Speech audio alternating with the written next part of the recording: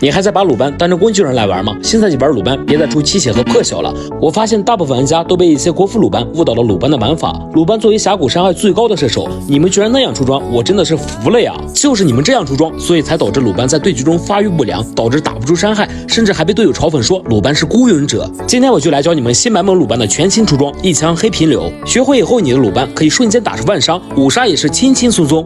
先来看看平时出吸血和破晓的鲁班，打个脆皮妲己，一个一技能的哒秒都秒不掉，更别说打坦克有多难了。再来看看我的一枪黑平流，一个一技能的哒直接秒了。这就是新版本一枪黑平流鲁班的厉害之处。这套丝毫不讲道理的出装，是我和多位职业选手讨论了7天7夜研究出来的，非常适合现在的鲁班。相信再过几天，那些职业选手会用这套出装在职业赛场上大显身手。废话不多说，我们先来看看一枪黑平流鲁班的出装铭文。